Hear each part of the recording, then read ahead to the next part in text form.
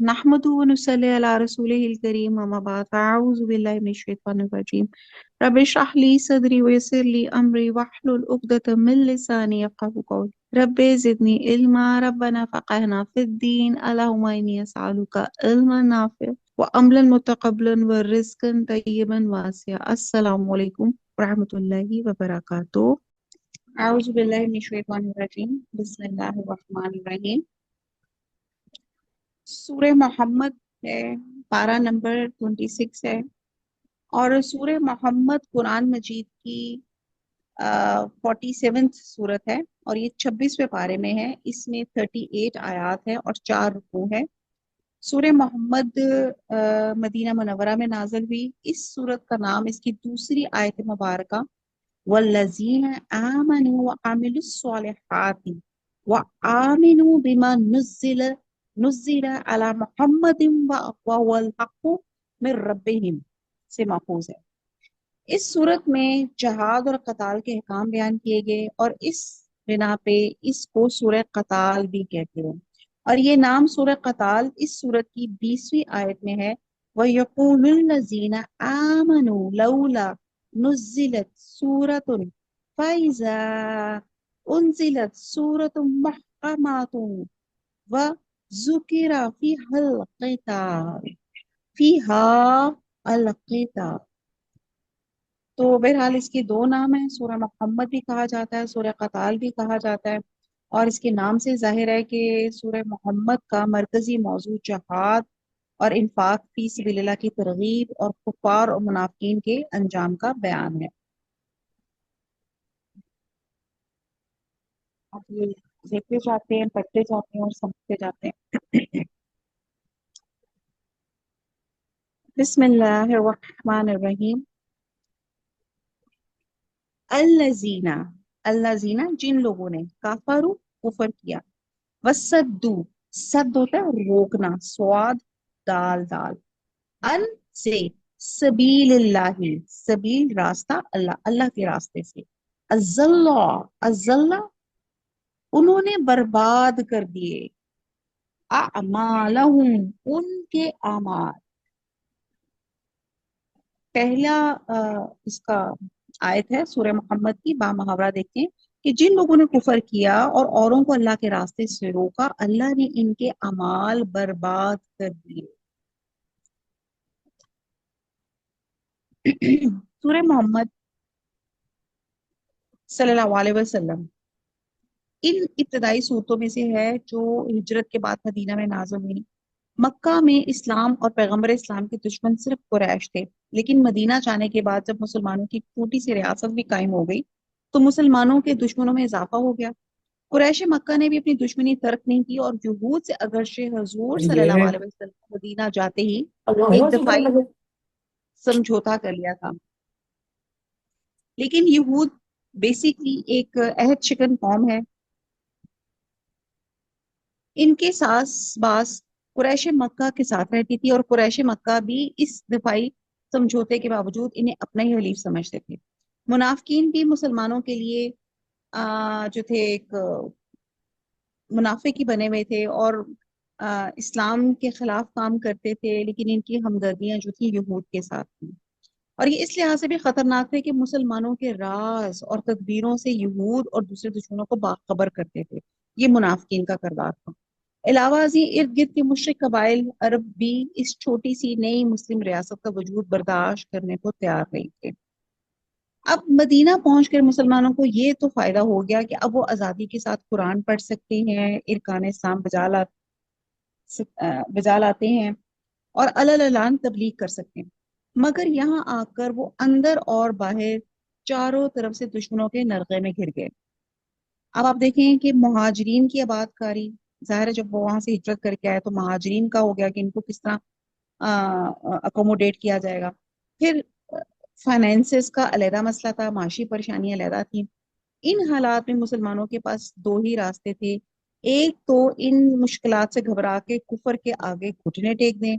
दूसरा सर धड़ की बाजी लगा के कुफर के मुकाबले में डट जाए, अल्लाह पे तवक्कल करें। इस पस मंजर में ये सूरत नाज़िल हुई और मुसलमानों को तसल्ली दी गई کہ وہ اللہ پہ توکل رکھتے ہوئے قتال فی سبیل اللہ کی ترغیب اس میں دی گئی۔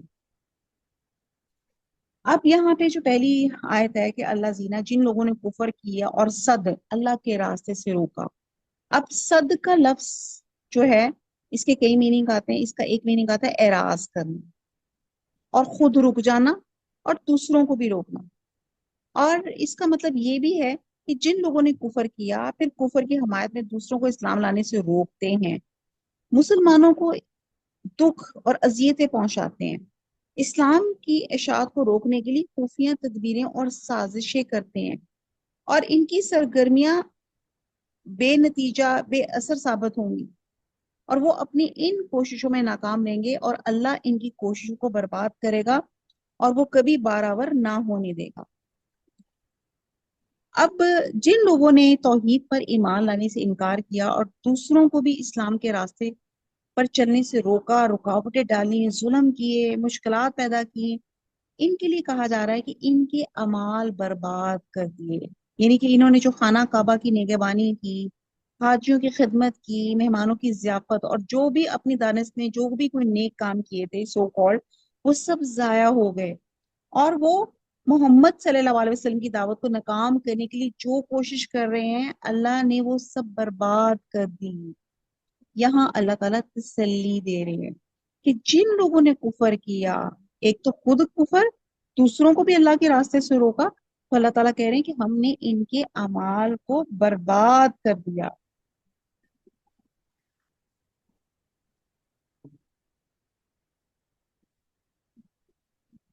ان لوگوں نے لوگوں کو بدگمان کیا، وسوسہ ڈالے،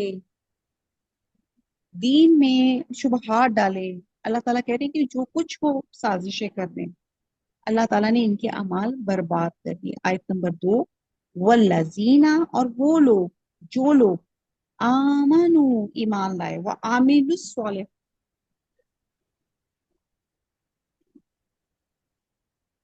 عاملو اور عمل کیے، الصالحات نیک، وآمنو اور ایمان لائے، بما اس پر جو نزلہ نازل کی گئی، علی محمد، علی محمد محمد صلی اللہ علیہ وسلم پر، وہو الحق اور وہ حق ہے، من ربہم ان کے رب سے، کفرا، کفرا دور کر دیے، ساکت کر دیے، معاف کر دیے، ٹھیک ہے جی، انہم ان سے، سیئاتہم، سو کہتے ہیں برائی کو، یہاں پلورل سینس میں، ان کے گناہ، وہ اصلحا اور اصلاح کر دی، با لہم ان کی حالت کی۔ با محاورہ دیکھتے ہیں آیت نمبر 2، کہ جو لوگ ایمان لائے، نیک عمل کرتے رہے، اور جو کتاب محمد صلی اللہ علیہ وسلم پہ نازل ہوئی اسے مانتے رہے، اور ان کے پروردگار کی طرف سے برحق ہے، ان سے ان کے گناہ دور کر دیے اور ان کی حالت سوار کی۔ اب آپ یہ دیکھیں کہ یہاں پہ دو کریکٹرز بیان کیے گئے۔ پہلی آیت میں وہ کریکٹر جو لوگوں کو اللہ کے راستے سے روکتا ہے، اللہ تعالیٰ نے کہا ان کے میں نے اعمال ان کے ضائع کر دیے، وہ جو بھی آپ کام کریں، ٹھیک ہے، کیونکہ وہ منافق ہیں یا وہ کافر ہیں، وہ لوگوں کو اللہ کے راستے سے روکتے ہیں، تو وہ اگر انہوں نے کچھ تھوڑے بہتے کو اپنی طرف سے اچھے کام بھی کیے ہوں گے تو ان کے اعمال ضائع ہو گئے۔ اب دوسرا کریکٹر وہ ہے آیت نمبر 2 میں، یہ وہ لوگ ہیں جو نہ صرف ایمان لائے، وہ عامل الصالحات، نہ صرف زبانی بلکہ عملی طور پر صالح عمل کیا، اور پھر وہ آمن لو اور وہ ایمان لائے اس پہ جو حضور صلی اللہ علیہ وسلم پہ اللہ تعالیٰ نے اتارا تھا، اور ان کا وہ حق ہے۔ ایسے لوگوں کو اللہ تعالیٰ نے خوشخبری دی، کفارہ دور کر دیے ان کے گناہ اور ان کی حالت کو سنوار دیا، یعنی کہ جو لوگ توحید پر ایمان لائے، محمد صلی اللہ علیہ وسلم کی تعلیمات پہ عمل پیرا ہوئے، ایمان لانے سے پہلے جو ان سے پہلے گناہ سرزد ہوئے تھے اللہ سبحانہ تعالیٰ نے وہ سب معاف کر دیے۔ اب ان گناہوں پہ ان کی کوئی باس پرس نہیں ہوگی، ان کی حالت سنوار دی، یعنی کہ ان کے عقائد، اخلاق، معاملات کی اصلاح کر دی، آئندہ کے لیے اللہ نے ان کو سیدھے راستے پر ڈال دیا، سبحان اللہ۔ آپ صلی اللہ علیہ وسلم کی بعثت کے بعد سب کو آپ کی نبوت پر ایمان لانا ضروری ہے، اور اس آیت میں اللہ تعالیٰ نے محمد صلی اللہ علیہ وسلم پر اور قرآن پر ایمان لانے کا خصوصی طور پر ذکر فرمایا ہے۔ وجہ یہ تھی کہ مدینہ میں کچھ ایسے یہود موجود تھے جو ایمان بالغیب کی جملہ جزیات پر ایمان رکھتے تھے اور نیک اعمال بھی بجا لاتے تھے۔ انہیں وارن کیا گیا کہ اب حضرت موسیٰ علیہ السلام پر اور تورات پر ایمان لانا سود مند نہ ہوگا۔ وجہ یہ ہے کہ سابقہ تمام انبیاء کی شریعت جو تھی علاقائی یا قومی بھی تھی اور عارضی تھی، جبکہ حضور صلی اللہ علیہ وسلم سارے جہان کے لیے اور تا قیامت جو ہے وہی رسول ہیں، جس کو کہتے ہیں نا خاتم النبیین ہیں۔ اور اسی طرح قرآن بھی جو ہے اہل عالم کے لیے تا قیامت ہدایت کا ذریعہ ہے، لہٰذا اب ایسے یہود کو بھی حضور صلی اللہ علیہ وسلم پر اور قرآن پہ ایمان لانا ہوگا۔ اس مفہوم کی وضاحت اس حدیث سے ہوتی ہے کہ ایک دفعہ حضرت عمر رضی اللہ تعالیٰ عنہ تو رات کے کچھ اور آپ لائے اور حضور صلی اللہ علیہ وسلم کے سامنے پڑھنے لگے۔ جو حضرت عمر پڑھتے جاتے آپ کا چہرہ متغیر ہو جاتا۔ حضرت ابو بکر رضی اللہ تعالیٰ عنہ نے حضرت عمر رضی اللہ تعالیٰ عنہ کو مخاطب کرتے ہوئے کہا کہ تمہیں گم کرنے والیاں گم پائیں، کیا تم رسول صلی اللہ علیہ وسلم کے چہرے کو نہیں دیکھتے؟ حضرت عمر نے جب آپ کا چہرے کی طرف دیکھا تو کہنے لگے میں اللہ سے اور اس کے رسول کے غضب سے پناہ پکڑتا ہوں۔ ہم اللہ کے پروردگار ہونے پر، اسلام کی دین ہونے پر اور محمد صلی اللہ علیہ وسلم کے نبی ہونے پر راضی ہیں۔ اس پر رسول صلی اللہ علیہ وسلم نے فرمایا اس ذات کی قسم جس کے قبضے میں محمد صلی اللہ علیہ وسلم کی جان ہے، اگر آج خود موسیٰ علیہ السلام ظاہر ہو جائیں اور تم مجھ کو چھوڑ کے اس کی پیروی کرو تو سیدھی راہ سے گمراہ ہو جاؤ گے، اور اگر حضرت موسیٰ علیہ السلام اگر آج زندہ ہوتے تو میری نبوت کا زمانہ پاتے تو انہیں میری اتباع کے سوا کوئی چارہ کار نہ ہوتا۔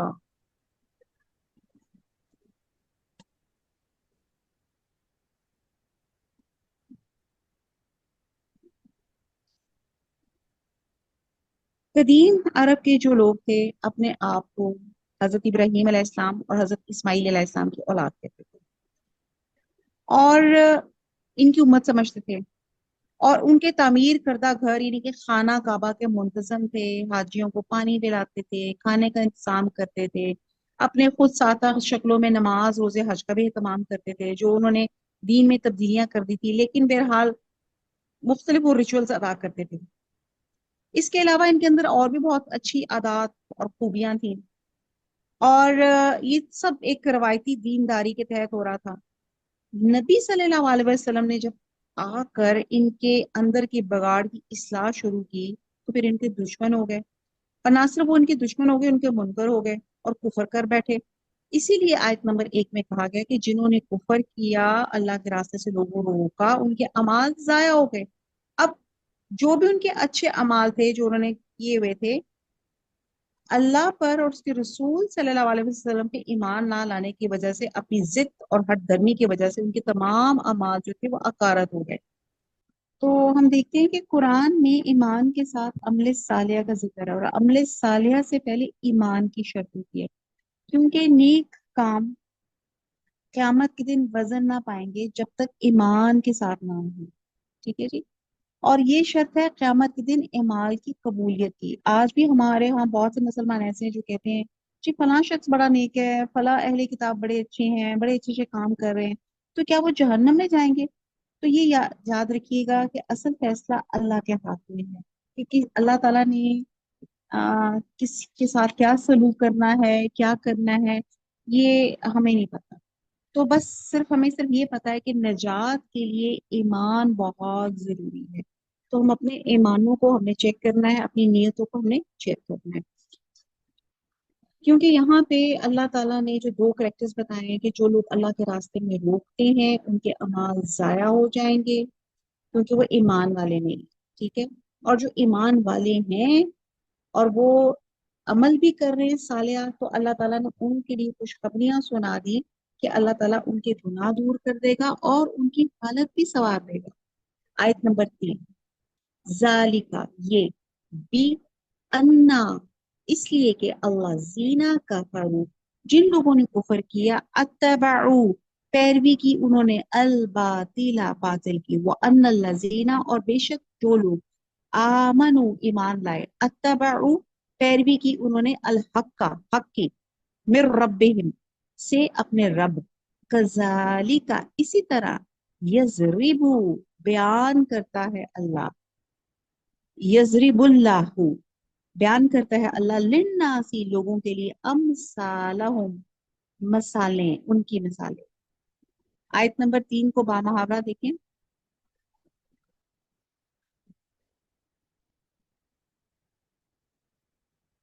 اس لیے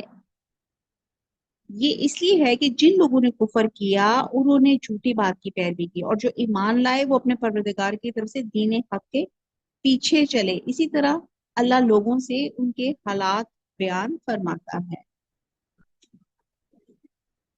یعنی کہ کافروں کو ان کی جو سازشیں ہیں اس کے مقابلے پہ اللہ پر، حضور صلی اللہ علیہ وسلم پر اور قرآن پر ایمان جو لے کر آئے اور نیک اعمال بجا لاتے رہے، اور پھر کافروں کو ظلم و ستم سہتے رہے، صبر اور برداشت سے کام لیتے رہے، تو اللہ ان کی سابقہ کوتاہیوں اور قصور معاف فرما دے گا، اور جن مشکلات سے اس وقت وہ دوچار ہے ان سے انہیں نکال کر ان کے حالات کو بہتر بنا دے گا، اور ان کی کوششیں بارآور ثابت ہوگی۔ یعنی کہ یہ تو اللہ تعالیٰ نے خوشخبری تھی آیت نمبر 2 میں۔ اب اللہ تعالیٰ کفار کی نیکیاں برباد، گناہ لازم، جبکہ مومنوں کی حالت ان کے بالکل برعکس ہے، کہ اللہ تعالیٰ کی حق کی پیروی کرنے والوں اور باطل کی پیروی کرنے والوں کی ٹھیک ٹھاک مثالیں بیان کر رہا ہے، کہ حق کی پیروی کرنے والوں کی صورتحال یہ ہوگی کہ ان کی نیکیاں برقرار رہیں گی، گناہ معاف کر دیے جائیں گے، اور باطل کی پیروی کرنے والوں کی صورتحال یہ ہوگی کہ ان کی نیکیاں برباد اور گناہ لازم و برقرار رہیں گے، کیونکہ ایمان کے بغیر کوئی نیک عمل قبول نہیں ہوتا۔ تو آپ دیکھیں کہ پہلی 3 آیات میں اللہ تعالیٰ نے 2 کریکٹرز بیان کیے، اور ہم نے سوچ رہے ہیں کہ ہم کس کریکٹر میں ہم فٹ آتے ہیں۔ یہ ایک لمحہ فکری ہے ہمارے لیے۔ وما علینا الا البلاغ، سبحانک اللہم وبحمدک، نشہد لا الہ الا انت، نستغفرک ونتوب الیک، والسلام علیکم ورحمۃ اللہ وبرکاتہ۔